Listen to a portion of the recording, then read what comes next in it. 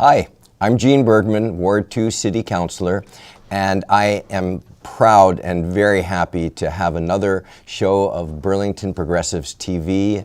We've been doing this show now for going on a year and had a lot of great guests, and we've got back with us today elected city councilors of the Progressive Caucus. Milo Grant will be sitting next to me when she comes in. She's still working and coming home from work, so safe drives, Milo. And we are gonna talk about the election a little bit, and we're gonna then talk about what we all want to do. And so let us start with Carter Neubheiser from Ward 1. Mm-hmm. Introduce yourself to folks, talk to us about what this campaign was like. Yeah, well, thanks for having all of us and for doing this, Gene, as always. My name's Carter Neubheiser. I'm the councilor-elect for Ward 1. Met many of you, if you actually live in Ward 1, I probably met you at the door. Because you knocked everybody's door how many times? Knocked everybody's door twice, and then the campaign itself, we made actually 4 door knock attempts, which I'm incredibly proud of. As someone who comes from an organizing background and working on many campaigns, I'm really excited about that. But yeah, reflecting on the campaign, I mean, I think the main thing that I heard was we want folks to responsibly govern, like make sure potholes are filled, we plow the streets, et cetera, just the basics of city government. But at the same time, really have a vision for how we're going to make our community more affordable, and also how we're going to address public safety in a data-driven way that really centers compassion and effectiveness. So that's generally what I'm excited to start to tackle. That's great. And how do you personally feel about having gone through this? I mean, we're all human beings. And human beings are the ones that do this. This is not some sort of an abstract thing. So, yeah, still adjusting for sure. Yeah. I've got an almost 3-year-old at home. My partner, we're expecting our second kid, and so it's a it's a crazy time to have run for office and having a full-time job and a kid on the way, 1 kid in the house. But I seem to be managing and figuring out how to balance those things. So yeah, certainly I'm setting a time aside for myself to go to the YMCA and hit the sauna and work out. But that's one of the strategies I use to stay sane. Those are important strategies. I mean, it's sort of trite to say, this is what, tell me what democracy looks like, this is what democracy looks like, but it is about regular people with hard lives stepping up to serve their people, And so, thank you for your service. I actually hate when people say that to me. But, Merrick, introduce yourself. The camera is there. Talk to us about what this campaign was like for you. Yeah, so my name is Merrick Broderick. I'm the councilor-elect for Ward 8, and this campaign was something I never could have possibly expected a year ago. I'm so proud of everything that my team and I were able to accomplish, and everything that we were able to get done in just that couple months span. It still baffles me being able to knock every door in Ward 8 4 times by election day, being able to drive out an unprecedented amount of student voters, not just in Ward 8, but in the surrounding wards as well. And just the margin alone that we won by says that when you show people that a better world is possible and how we can do it, they will hear your call and they'll go out and make their voice heard. So I'm very excited to get started. Meeting with everyone that we've met with the past couple weeks has just made me even more excited to step into that chair and make change happen. That's a big deal to be able to knock on all these doors. I mean, and to meet people that you never did before. I mean, talk a little bit about that experience. Well, by no means was I alone in knocking all those doors. I have been able to gather a force of, in total, I would say 25 to 30 people throughout the campaign, knocking doors and doing all other tasks. And it means a ton that enough people could rally around someone like me and accomplish a goal like we've accomplished. And I think it's very important, especially in Ward 8, that we are knocking every door with how much turnover we see in that ward every single year. And I can't wait to go out and meet all the new faces next year. And you're going to be going to a Ward 8 NPA. We'll get a chance before you go to talk again. But it's impressive to inspire a team that has 25 to 30 people. So that is a credit, not just to everybody else, but also to the candidate. So excellent. Joe Kane, Ward 3, newly elected progressive candidate. Talk to us about that. Yeah, nice to be here with you all on this side of the election. It has been a whirlwind for sure.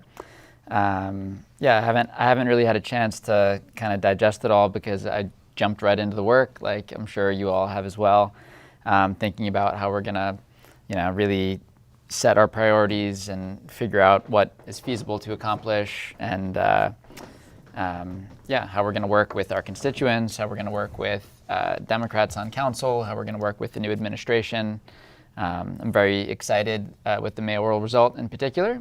I had a feeling that my own message would resonate reasonably well with the downtown district that I represent, mostly renters, a lot of younger folks, but I'm very motivated by the fact that Emma won by almost 1,000 votes citywide. So the equity issues that we talk about, resonate with this city in general. And so I think we have a mandate to go forward, think about tax issues, democratic process issues, to not just plug the potholes and keep the streets paved, but engage in good, affirmative policy. And when you were going around, did you get affirmation about this bigger agenda? Yeah, going door to door, I heard a lot about the housing crisis for sure, mostly renters in the city and mostly renters for sure in my ward. Year over year rent increases close to $1,000 in some cases, a lot of just instability of life, just an inability for people to plan their life, to be committed members of this community. So the opposite of what we want. And I think it's important that we engage the community. We have a community that has a lot of energy to be involved, and so I think we should use the community as a resource to try to engage in effective policymaking. The beauty of campaigns is that you get to meet tons of people, you get to energize them, and our job is to keep them, as you're saying, active. We are joined by the 5th city councilor, my sister, Milo Grant, who did not run. I felt like it though. But you did. So I was out in the street. So tell us about that experience as a sitting councilor who wasn't up for re-election, but you're still very active. So there was a lot of praying because I knew that we needed a change. I was very enthusiastic for all the people that stepped up and ran. Even our candidates that lost, they ran great campaigns. They elevated the conversation, which I think was important. And I think that we got the ear of the city. I really do. I think that people understood that you could vote for Emma or you could vote for more of the same. And we need a change, and we need to, especially everyone knows that I am very involved with public safety initiatives. And if we cannot have another summer like we had in 22 and 23. We cannot. So that resonated with folks when you were out I campaigning? think so. I mean, people are certainly very concerned about the drug crisis and what is or is not being done. There was a lot of misinformation that was out there about public safety. And a lot of people didn't just, it was an education for me, like understanding Vermont laws. You know, people would use the term, these progressive laws, they're Vermont laws. And they have, you know, if someone does a nonviolent crime, they can't be held while pending trial. That is The law. how the That's law. the law. That is the law. So when people say catch and release, we're literally looking at situations where we have the law, we have the Constitution, and some of our laws, quite frankly, are not what we're seeing now, such as all the car thefts and other things. The laws weren't ready for what's happening now. So A lot of that- education. Yep, and that's what, I mean, elections matter. There is no doubt, and I have to say, sitting at the table, about a month before the election, the mayor was actually talking, and I can't remember if it was at a council meeting, but maybe it was just in sort of some other setting, where he was talking about picking up 2 more seats. And those would have been one of your 2 of your 3 seats, you know, and we picked up a seat on that. And it was very clear that folks on the other side of the table, many of whom are, I mean, they're good people, I think. I've worked with them a lot, so I don't try to disparage them as individuals. But there wasn't a sense, I don't think, that our politics were politics that resonated with the majority of people. And I'm really hopeful that this election is going to change that. And I'm seeing some indications of more willingness to work with us. So that will be great. I mean, from my perspective, and I did run, but I ran with an uncontested race. I'm shocked, actually, and so pleased that 80% of the people who actually cast a ballot, including those who didn't write it, you know, you didn't have to vote for me, but 80% of the people who showed up and cast a vote for somebody on that voted for me. I'm just amazed at that. So I'm so appreciative of the people in Ward 2 for that. And I think that the message that we have been putting out, at least in the old North End, clearly, but it's resonated up on the Hill and in Ward 8, is a good one, is the right one. Merrick, you've got to go to the NPA, not not like immediately. So I want to give you a chance to talk about the things that you want to do in this upcoming year. You're elected for 2, but we'll start with 1. Yeah, so knowing obviously that our total agenda is going to be heavily based on what our committee assignments are, where we're going to be spending the brunt of our time. And personally, I'm very excited that we're collectively working on an agenda and we can hopefully set something up that works for the entire city.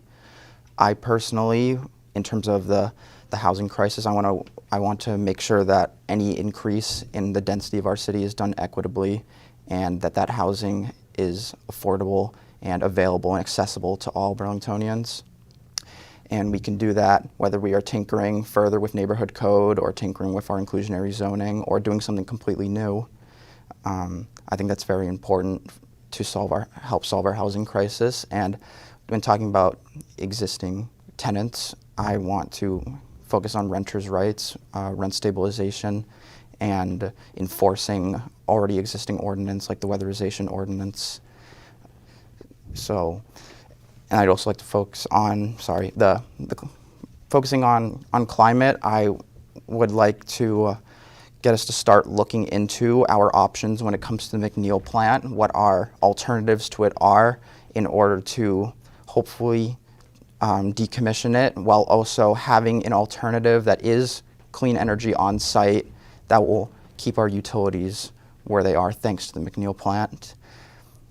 And looking forward to working on infrastructure, particularly in regards to Memorial Block. And that's in your ward, right? Yes, it is. Yeah. And constructing or looking at plans to expand our biking infrastructure, making it safer and easier to bike around the city and to walk around the city, and looking for avenues of funds for GMT, because we have an obligation to the city to provide fare, free transit to everyone. It's a huge equity issue, and we do have to acknowledge that GMT does not have the money to do that right now. So we have to look at all options, whether it's state or local, and see what we can do. But that's a good overview. That's great. I mean, and that's consistent. All of those are consistent with things that we've been talking about. It's going to be really great to have an ally on our side of the table for doing that. That's consistent on that. So, Carter. Yeah. Similar issues that I know in your ward to Ward 8, but. Yeah, I would say I think we all share like a broader policy agenda, and as Merrick alluded to, want to figure out what my committee assignment is and how that will influence what I'm personally working on day to day.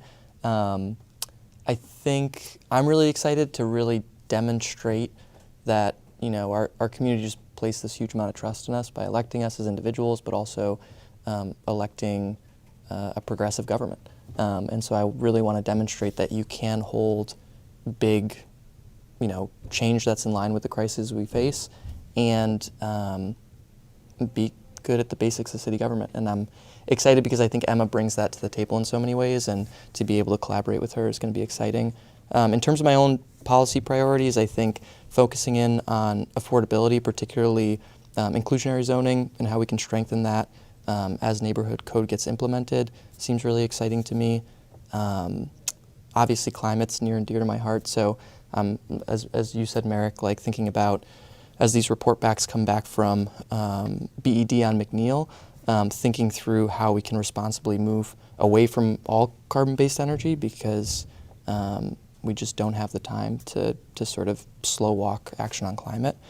So thinking about how we can do that while also balancing the need to protect ratepayers, and I do think we can do that. I don't think those things are at odds rather. Same is true of protecting good union jobs. Absolutely, yes, absolutely. So that seems exciting to me. I think there's a couple Ward 1 specific areas, Hillside Terrace, we've got part of the street on that loop, it's BHA housing, and there's just potholes literally, end to end or side to side, like 2 car lengths worth.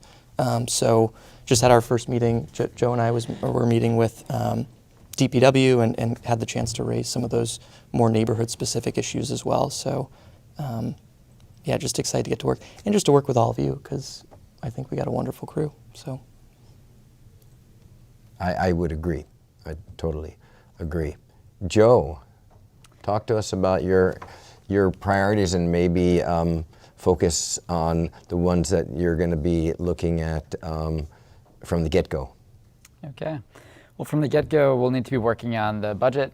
So that happens with presentations from department heads in May, and we work through that, I think, in June. It gets finalized heading into, I think, late June, and takes effect, I think, in July. And so that's going to be a challenging process because we have a significant deficit. And there's also a lot of pressure to expand services with, in relation to the social crises we face, homelessness, substance use. So I think the budget process itself is going to be, worthy of pretty much all of our attention for a period of time. I am excited about the other priorities that Merrick and Carter raised.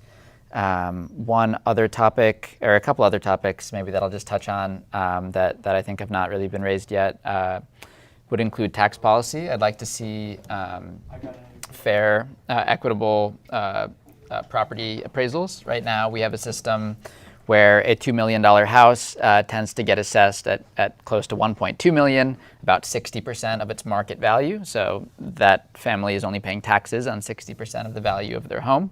And they have access to the equity for the full value of the home, whereas a home worth $400,000 would tend to be assessed at full market value. That less wealthy household is paying a disproportionate share of funding our city. So, this relates to the budget. Of course, our city costs over $100 million a year to operate. And, inequities in our tax code add up to thousands of dollars per family. And so we have urgent tax matters to address. Just making sure that the system as it's written, as it is enforced and is working the way it should, before we even think about improving the system, adding an income component, adding an occupancy component, looking at vacancy taxes, revisiting the franchise fee, moving towards a land value tax. There are all sorts of improvements to the tax code that ultimately will take probably years to implement, some of which will require the state to review. But I think for this year, just making sure that appraised values are, assessed values are fair, that there are that we're addressing major inequities in the system would be a good start. I'd also like to see things like strengthening the NPAs, other democratic process reforms, publicly funded elections, paying counselors more. So there's a whole host of democratic process reforms that I think will take some time to implement. So we'll look at that, I think, after the budget. I would also like to see us revisit the ceasefire resolution related to the genocide in Gaza. There are other measures, related to that crisis and other crises that I think are appropriate for the council to weigh in on. Of course, I am aware of the reality of the number of seats the Democrats have and how we need to persuade them that the values of the city have been expressed in this election, particularly in the mayoral result, and we need to persuade Democrats that fixing broken systems does cause some harm to people, to businesses, to those who are currently benefiting from systems being broken, and that privilege is not a privilege worth protecting. I mean, one of the reflections that I've got with the idea of focusing on the budget, and making that in a way is a sole focus, is that we actually can't just do that. I mean, it's a trick to be able to make good governance and be bold and visionary. It's a trick to be able to deal with the budget process at the same time as you're advancing things that take a long time. So the budget process, for example, has in it the possibility of us actually doing decent studies on progressive tax reform. Decent studies, if we want to do it through the budget process, for democratic reforms like the payment of city councilors. I mean, and it is clear for anybody who's out there. I've talked to so many people who say, thank you for doing this. I don't know how you can do this job. And, I'm lucky. I'm retired. I'm the only one of y'all who has made it to, the ripe old age of going on 71 in May. And so I'm blessed with the opportunity to do this. I actually did it when I was working and had a small child. But average people, don't really understand and have the time to do the work that is expected and demanded. Expected to be able to just do the things that need to be done so that you are reading all of the documents that are in front of you so you can make an educated decision, and demanded of you by our constituents who are calling and saying, this Hillside Terrace pothole is like breaking my car and I don't have enough money for food this month, so tell me how I'm supposed to pay for it when your stinking street is breaking my car. So we've got to be able to bring these things into the hopper. The stuff around climate all doesn't take a back seat to June. I mean, that's why we're elected now. We do the budget, but all these things, or July, all these things we can start to begin to work on the process for doing things, and we should. And then it's a question of our capacity to do them, our priorities. But we start to introduce them, and part of it is in the budget, making sure that things are in the budget that allow us to do the work, like the McNeil stuff requires it for efficiencies and for studies of the forestry practices and for beginning a process of changing the system that we've got down there, what we're going to burn, how we generate power. All of that is in the McNeil resolution on district energy. It's all something that the majority of the council, I think, virtually no, it was only 6. I was the one who supported, who passed that. And all of those things need budget allocations. So there's this link between them that we'll need to continue to be focused on. And Emma, of course, has a transition period to get up to speed too. So we got that. You started talking about public safety as being the priority. What is your... Yes. So we're still waiting for the finalization of assignments, committee assignments. I hope to be in the Public Safety Committee again and really work on some initiatives that I wasn't allowed to. I had some disappointments. I had pushed the public safety resolution that was passed on October 10th. I pushed the concept of having community forums meant to educate people about what is going on in our city, about how the state's attorney's office works, and just providing information and data to people. But I wasn't allowed to speak, and I wasn't allowed to help say who should be part of it. So we had 2 good forums where there was, and they're still worth watching because there's still a lot of information there, but I would like to do a 3rd forum, and without the support of the outgoing administration, that just wasn't possible.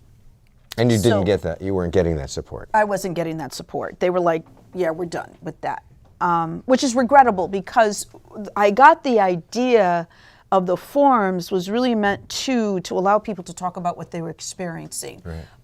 Downtown business employees, business owners, and people who work for the city of Burlington. That didn't really happen at those things. There was a dog and pony show. It did not happen at those things, and I had, the idea came from a conversation with one of the librarians and a member of our fire department. You know, the member of the fire department started that conversation, and the fire department wasn't even invited to those forums. So it was a big oversight, and I think also we really need to do a better job of educating the community about harm reduction. There is a lot of pushback because people are tired. They're exhausted, they're angry, compassion fatigue, as it's put. You know, the lock them up. I mean, how are we talking about locking up people when we don't fully have recovery on demand, right, for people who want it? So I think also we have to look at the bigger picture across this country. We jail more people than anybody in the world. We've had this war on drugs, and it hasn't worked. So we have seen some really positive results with harm reduction tactics, and we have to continue to do more. We need overdose prevention centers. There were hearings today in the legislature. If we don't want people shooting up in the streets, we need to tell them where they can go. And where they can go, it would be an environment where they would feel safe, where people would protect them from overdosing, and then also establish relationships. Treat them like they're human beings. So many people are acting the way they are because they're really disconnected from their community. And if you treat people like trash, then that's the way they're going to act. Simple things as saying you can come in, you can do this here. We can also check. We can check what they're using.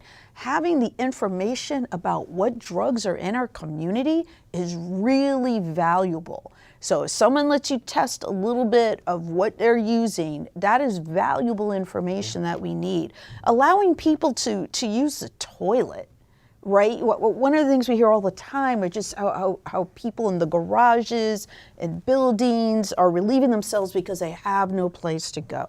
We know that the businesses have been forced to close their bathrooms. Yeah. Ben and Jerry's closed their bathrooms, and they did a public statement of why they had to do it, and they said Burlington needs an overdose prevention center. Yeah, yeah. So it's that type of care. We need to fund the fire department's community response team. It is shown to be very effective. And that's a budget issue now. Before be a budget issue. Before we just sort of continue that, Merrick, I know that you've got to go, and this part of the service that you've got, that you're already doing, not even elected, just you've been elected, but you're not even serving yet. So, well, and what is the item that you're taking up at the MPA tonight? Yeah, so at the MPA tonight, and hopefully I'll make it there in time for that. We are discussing moving the location of the MPA from the Sharon Busher Conference Room in City Hall, which is not in Ward 8, to a location in Ward 8. I am going to suggest a couple of options. The one I would be most satisfied with is moving it to Waterman Hall on the UVM campus, because it is a centralized location in between the Ward 8 parts of UVM campus and the non-UVM parts of Ward 8. And another option, of course, would be Fletcher Free Library. It's a community building, not just for Ward 8, but for the entire city. And while it is far from a lot of Ward 8, particularly campus, it's still a great location. But yeah. Okay. Well, as you've got to get down there and do the people's business. So thank you very much. You take your mic off and have a good trip down there, and good luck making that happen. Great. Let's just go back a little bit for public safety, and then we talk more about housing and UVM and taxes and democracy, etc. Yeah, so just place us temporally Yes. in what we can and should expect to be doing in the next, say, 4 months. Well, immediately, budget-wise, we definitely want to continue to support the professional positions that are in the police department. So Those are what? Those are the CSLs, the community service liaisons, also the other position, community service officers, who are not sworn officers, but can handle certain types of incidents. And they've been effective, both of those? Yes, and one of the things that I really want is to be able to provide the data more. I think that the data should be part of a monthly report so people can see the percentage of incidents that they're involved in. Now, the community service liaisons, any data we see for them will probably be a little bit of an undercount because of the way they work with individuals. Their incidents are not quite one and dones. You know, they are working with people in a way to help them get services that they might need to avoid any future interactions with the police. But still, we can see something about what they're touching, but it just doesn't show up on reports. And that's really been a peeve of mine. Like, I think we need more information and not less information. Mm-hmm. I think the fire department's done a really great job about tracking and providing data for what they're doing. A lot of people still don't understand the work the fire department's been doing, and the fact that the medical, they have the EMTs. So those are budget, and so funding them is absolutely essential for yes, this. Yes, because the community response team was not in the original budget. Right. So we've found money from different places. Yeah. The people that are part of that team, right now it's voluntary overtime. That's great that they're stepping up to do that, but not a sustainable model. So we have to look at the staffing levels there, and there's so much. I could go on about the fire department. I was in there 4 hours this past Friday night having a great discussion about things that they were concerned about. And I look forward to also talking more about that publicly and educating. Well, nothing goes on. There are no fires. Well, actually, there are. And the responses that they're doing to medical emergencies, the overdose crisis, the community response team has, they do wound kits. They give wound kits to people and other types of information. So they're out there trying to have the relationships. I want to see the CARES department, which is our Burlington's Cahoots model. We're getting closer. We've budgeted for a vehicle. The interviews for the personnel are going on. So we're getting really close to getting that. But there's going to be a lot of things we're going to have to look at. There's certain, the police department needs new tasers. We have very outdated tasers. And cameras too, right? And we have issues with cameras. We're in arrears to the company that host saving all that data from the cameras. So we're going to have to look at getting out of arrears and how we're funding it going forward. In addition to continuing to work on more ideas for recruitment. But, and community engagement, I still am not happy with the level of community engagement. I think there can be so much more done to do an outreach to the community. And I said, I will help with Creamy with a Cop. You want to bring back Creamy with a Cop? I'll help you bring back Creamy with a Cop. I will do it. We'll get the fire department involved. We'll get the community involved. We'll get people to donate. I don't think we have to make that a budget item. I think we can get the community to do it. But in return, we have to see other types of engagement to address real issues of trust in certain communities. And on one hand, you can say, oh, we can't do it because we don't have the staffing to do it. We can't afford not to do it. And with technology and social media, there's ways to do things. There really is. We just have to be on point about doing it. And have the will to do that. And have the will to do that. Yeah. Thank you. Let's turn to you, Carter. And, Yeah. UVM is an elephant in your room. The city's room.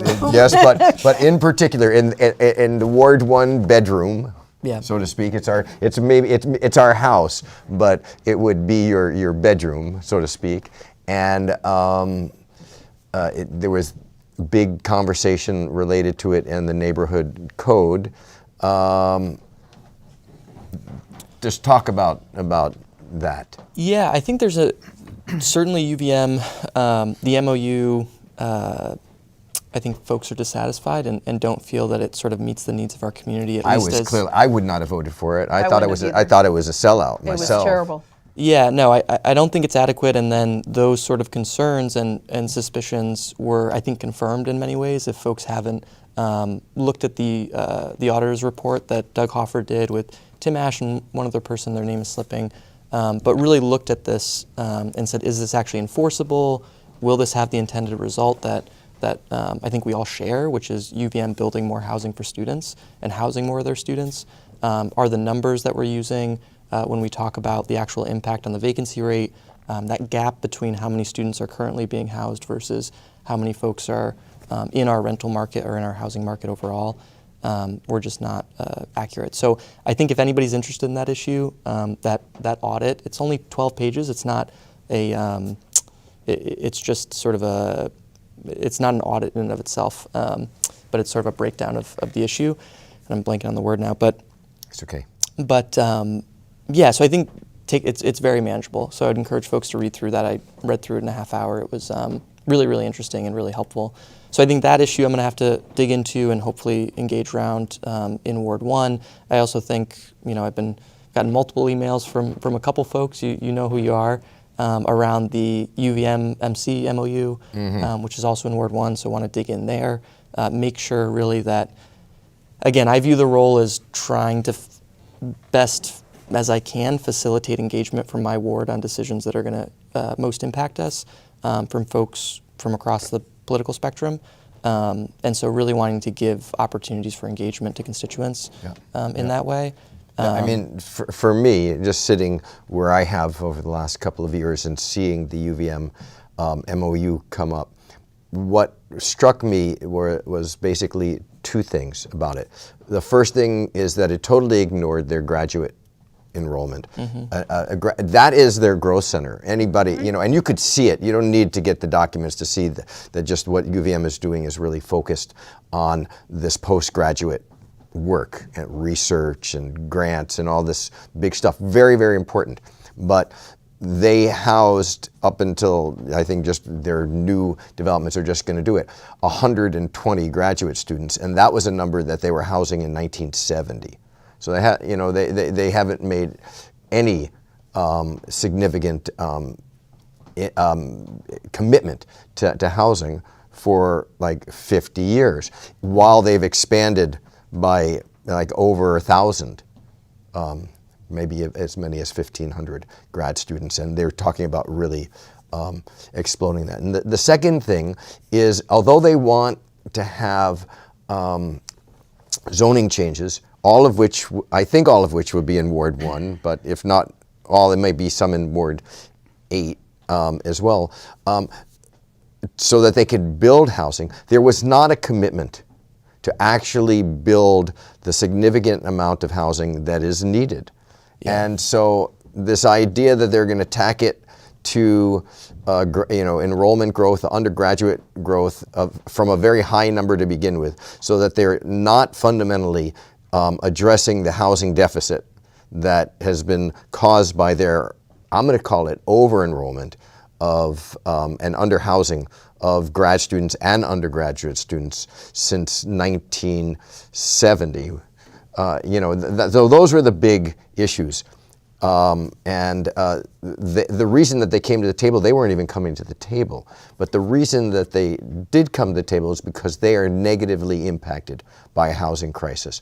Mm-hmm. And, I'm glad that they're sharing the pain that all of us are, and they should be a much bigger part of the solution as far as I'm concerned.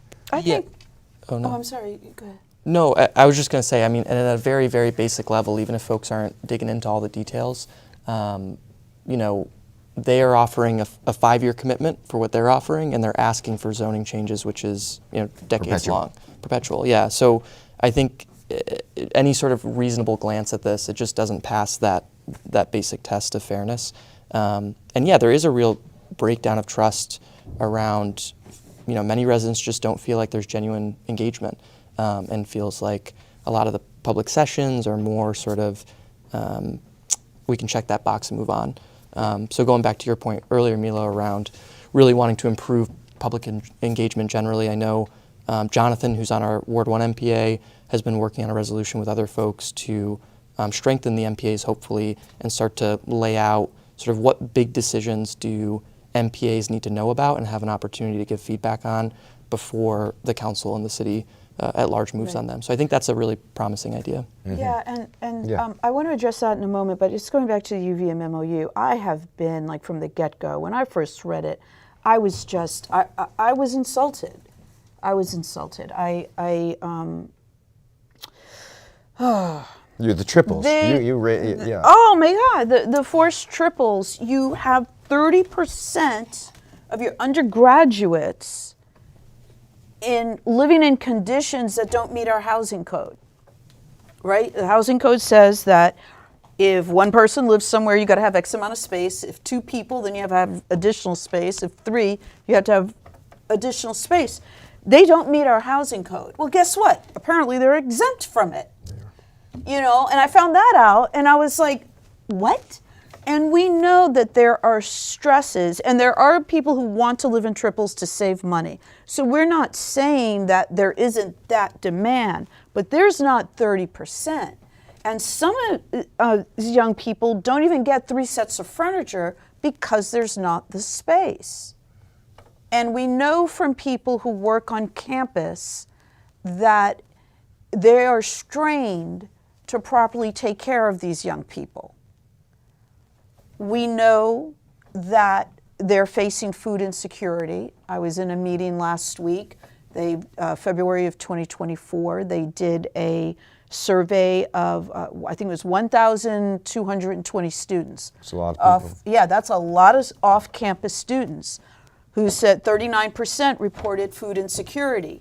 Now, 2017, it was 24%. So this has gone up 15%. And they reported very high numbers, 30% with not being having trouble paying utilities, and then another, I can't remember the exact amount, but rent was also up there. And we know what is happening with these rents. But the university doesn't.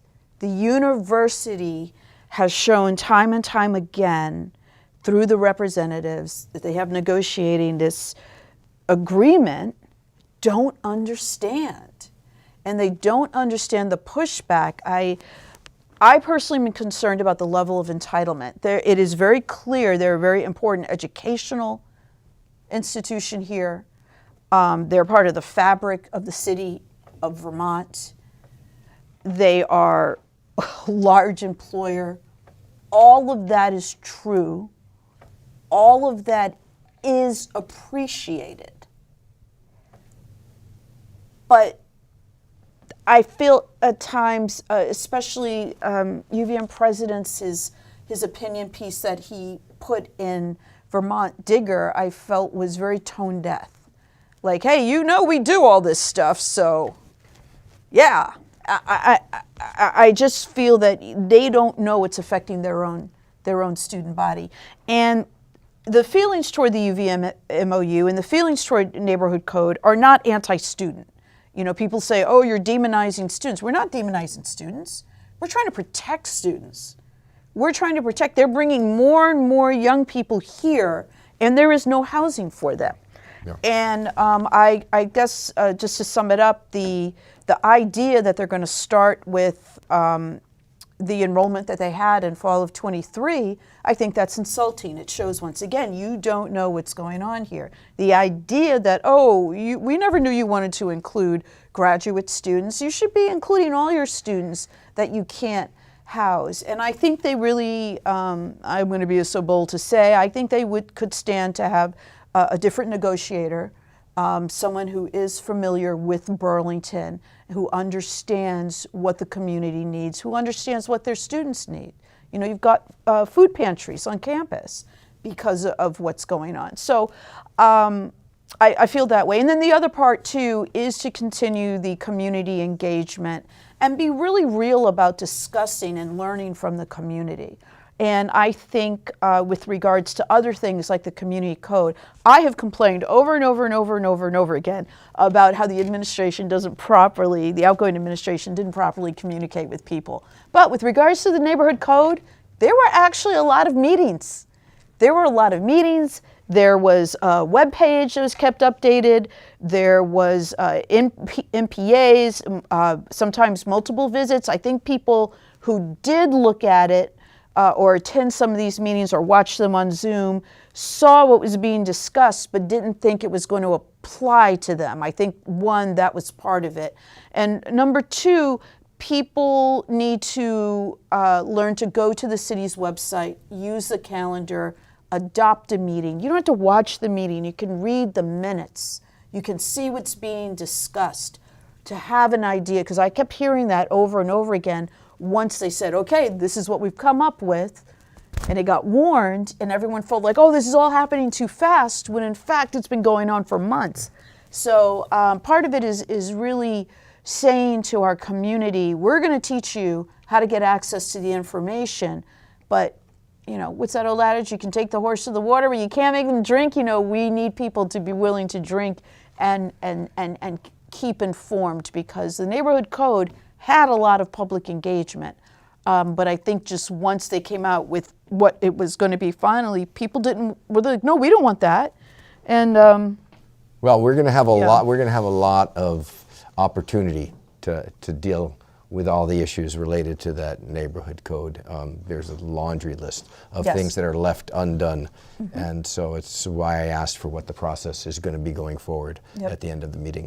Absolutely. Because if you don't do that, then if you don't know, if you don't explain, if you don't set it out, then the same problems get replicated. Joe, talk a little bit more about the not so close to the ground hanging fruit that relates to raising your revenues, your ideas. It is not too early to talk about you were talking about a land tax and a vacancy, and there are other things. I'm not meaning to say you want to focus on those two, but let's start this conversation here with what are these ideas and what could they do to make the property tax system that we have here fair, more based on an ability to pay, broader, and more sustainable, so that we're not engaged in an austerity death spiral. Because if you don't have the money, then it just gets worse and things get more expensive. So talk to us a little bit. Sure. And you guys were just talking about the housing crisis, and of course that relates to tax policy, because we fund our city mostly through property taxes. So a little bit less low-hanging fruit than just making sure the appraisal process is fair would include a vacancy tax. We have blighted vacant properties, including a duplex around the corner from where I live that's been unoccupied for decades. We charge the same amount for a building no matter who owns it, no matter how it's being used. If a millionaire owns it, if a snowbird, right, who files their state income taxes in Florida owns it, they get taxed the same way that you or I do. And so, we could copy the state homestead program, which, by the way, your homestead declaration is due on Monday, if you haven't filed it yet for this coming year, which gives homeowners who live in their home and earn less than a certain amount a break on their property taxes. We should and that that's a break for the education. Exactly, right. So that's a break for the 75% of your tax bill that goes to the state to help fund the education program. The city of Burlington has a completely flat rate on paper. So that would be, I think, some low-hanging fruit. A snowbird saves $5,000, $10,000, $15,000 on state income tax by filing their taxes wherever they file their taxes. And then the state of Vermont taxes some of that back, and the city of Burlington says, I'm all right, I'll just tax none of that back. So that's one opportunity, the vacancy tax. Now we'll do it like each and every one of these. That would require a charter change, because right now we don't have the authorization to have that differential rate, right? I believe so. Having looked at the charter, it says municipalities can set their rate, but it doesn't explicitly say how you can do it. I'm not a lawyer, and my understanding is that it probably is a charter. We've got something, the 120% assessment. We've got something in the charter that allows us to assess commercial buildings at 120% of fair market value, whereas we do residential at 100%. That was actually something that Bernie Sanders brought in when we were in a similar financial situation in the early 80s. It was challenged in court. It's in the charter, and it was upheld as a proper classification of taxes, but it would need that. I personally believe that even though you have to go to Montpelier, that it is worth the effort, and we need to continually do that and continually push that window open high, more and more. And an example of something we would not have to go to Montpelier for is we can do a reappraisal whenever we want. So right now, properties are assessed based on April 2021 revenues. And for commercial properties, that makes a big difference because revenue is part of the equation. And so right now, we have a situation where the golf course gets a 40% tax cut, and they'll continue to get that tax cut this year, next year, and so forth until we restart that process. So that's an example of where we could do some additional revenue raising. We could do a partial reassessment just of commercial properties, for instance. And commercials actually were reduced during the pandemic because incomes were down and they were using the income approach to valuation. Right. And that was a unique situation. It's maybe so frustrating. Forgive me interrupting you. Just the fairness, the equity of it. When we think about working people who were, so many people were affected by COVID, and so many people had their income affected by COVID. And to not have that taken into consideration, and then now that we're out of COVID, to not have this to relook at it. That to me was a failure of leadership, and it's something that we need to do because it's really a huge equity issue. Monday night I was going on about equity. I'll continue to go on about equity. This is our job as progressives. It's really, oh my gosh. I was just really surprised by a lot of things that were said about it, But, it's funny because the budget is important in relationship to that because you need money to do a reappraisal, even if it's a partial reappraisal, right? And so this is where, you know, we have to focus on that to be able to understand when it is that we're going to be able to do that and plan for it. The reason that this last reappraisal was so hard is that we kicked that can down the road for 15 years. Yeah, and a lot of localities do it every year. And you know, I think the state actually changed the rule. I think you have to do it every 7 years now. But you know, there's no reason to wait till 2028 when a bunch of the city is getting a discount. I mean, we should have a system that is fair, a system that is taxing based on current revenues, current values. Yeah. I mean, a huge amount of the tax increase that is going for the education portion of our taxes is a direct result of just the increase in supposed value of the property. It probably is true, but it doesn't help anybody if their houses are values skyrocket because you got nowhere to go. Right. But when they looked at it, we are being taxed because we have dropped from a reappraisal that was at 100% like 2 years ago to like in the 80s. 80s, yep. Yeah, and this is the reason why we need to shift towards income and away from property tax valuations. I would also like to see us move towards a land value tax. So right now, structures are taxed the same as land.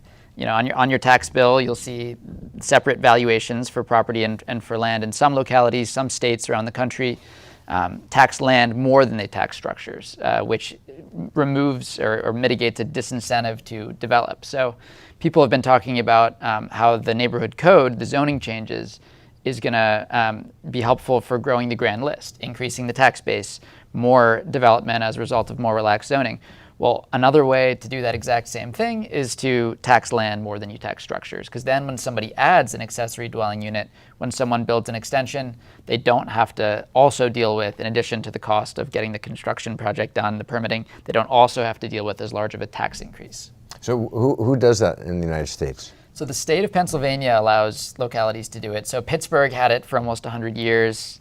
For instance, I think Detroit recently passed a similar measure as well. All right, there you go. Let's turn and talk about other priorities. No, I mean, we could talk about public safety if you want, but this is an opportunity There's so much.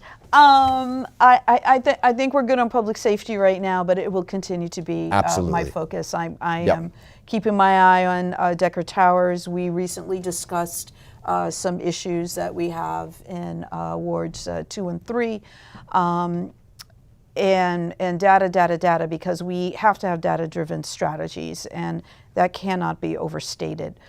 I also, in equity, I hope to continue on the committee for the RIB department. Racial equity, inclusion, and belonging. And you know, a lot of people focus on the R, but the E is really at play. The E is really at play. And as that department's been through a lot. So I hope to support it and have some conversations about what's happening there. And I hope too to continue to have this, just some conversations around the neighborhood code really showed how when people talk about being vulnerable to development, they are. At any time, someone's neighbor can sell their home. At any time.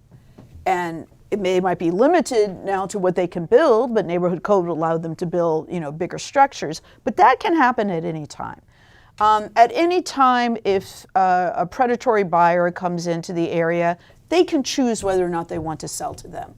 Or if they are going to sell their house, they can choose if they want to sell it to a family. People can make those decisions.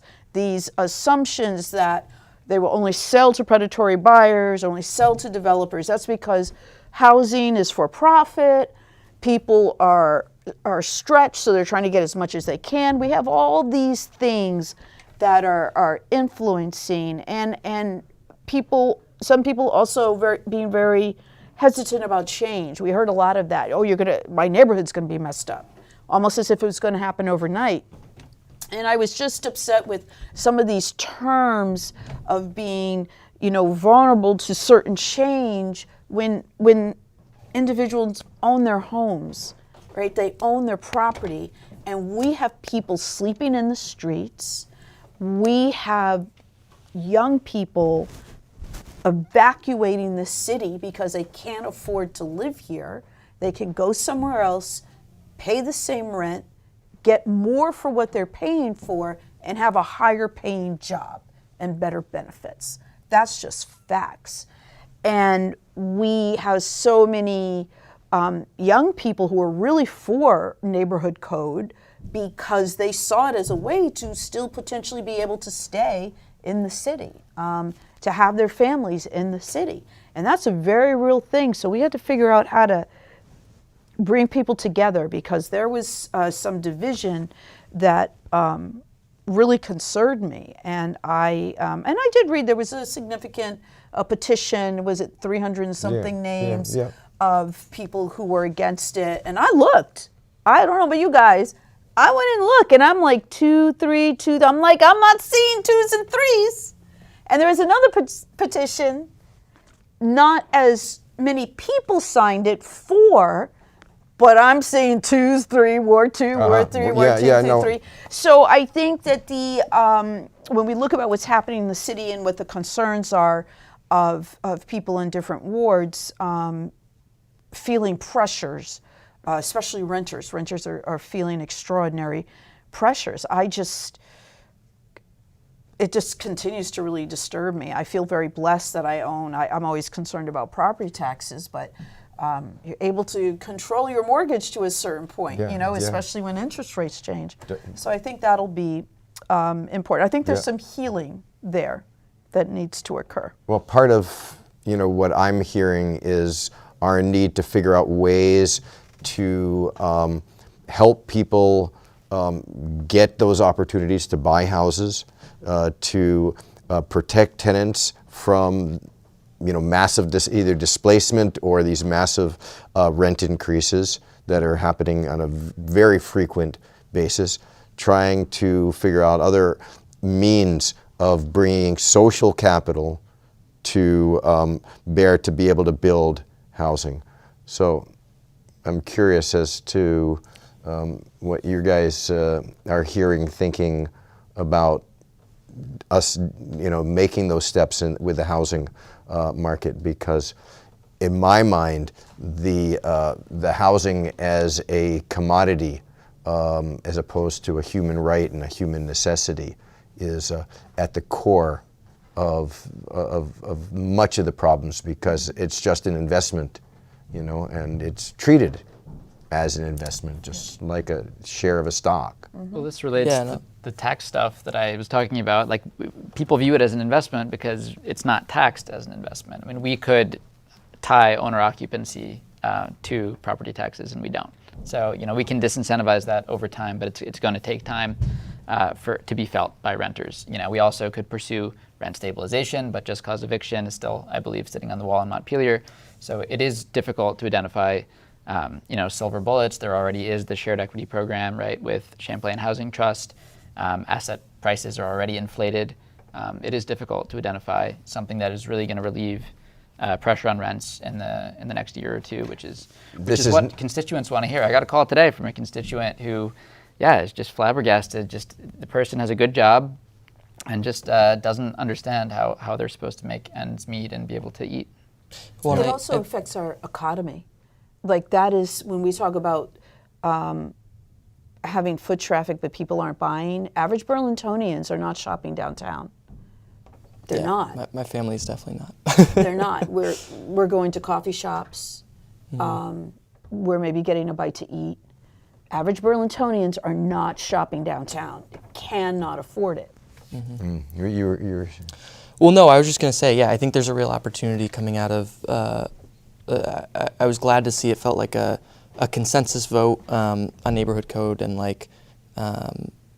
having some of the concerns recognized, but then also moving forward, because we know that infill and building more and increased housing stock is so crucial. And I think the particular piece I'm excited to work on moving forward is is just looking at inclusionary zoning mechanisms that we have on the books, but also when you talk about building in the backyard of an existing lot, et cetera, how can we just make sure that we are incentivizing or putting money into shared equity program through CHT, incentivizing home ownership, because I think the other piece of this is figuring out in this conversation how to prioritize home ownership, long-term anti-poverty measure, but also we need more families. Like, we're building this high school and we're not going to have the students to fill it. We're not going to have the students to fill it. Yeah, and that's a statewide problem. So I It's a think statewide problem. really thinking about how we can encourage families, and part of that's housing, and that's a big part of it. I think, everybody who I went to school with has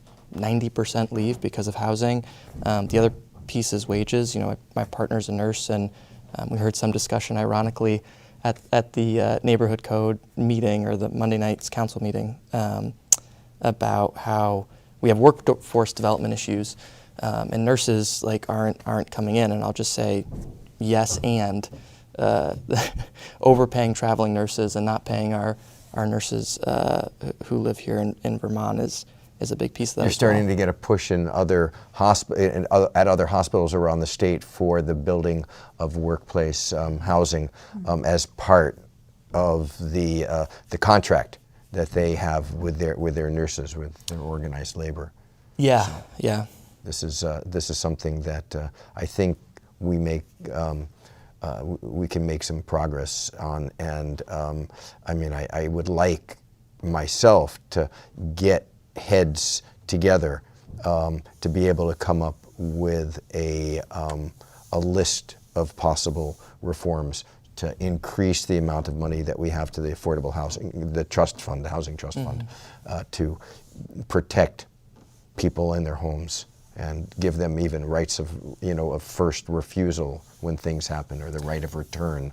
Right. Yeah, and I agree with Joe. It goes back fundamentally to taxes. I think we have to. I agree that, especially with neighborhood code, one of the things we talked about, or the council talked about on Monday night, and I think the public was talking about, was the expansion of the grand list as a way to depress taxes. I also think, residential, you get less of an impact versus commercial, and so we've got to be mindful of that, I think. But yeah, it's about tax reform. Like, we can't live in a city where the Burlington Country Club is getting a massive tax break. They're getting a break on their water bill.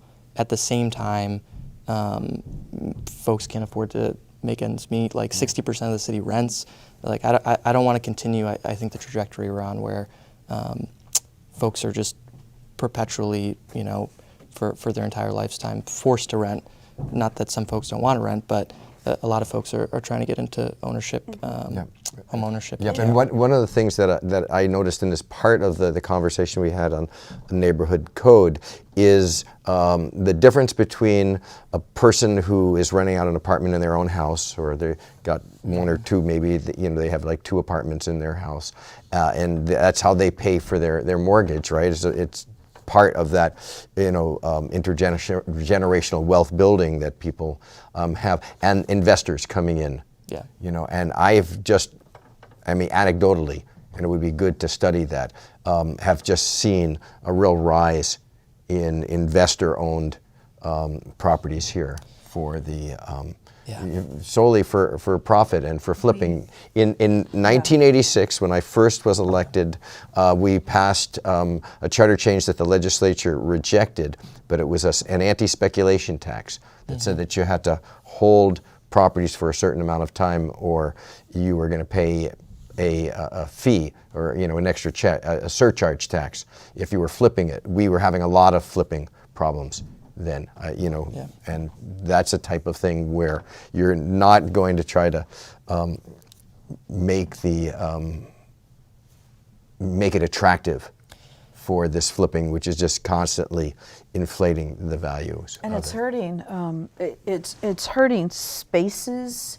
It's hurting businesses as well, like the smaller businesses that might not be in the immediate downtown. When I think of what we have in the Old North End, I get concerned when you hear about new building owners. What are they going to do? So I think having something in place that protects owner occupied is so important, because we have to do something. The flipping and the dramatic, the increases are just, I used to think that people were exaggerating, but now I've talked to so many people with so many specific examples of hundreds of dollars. Yeah.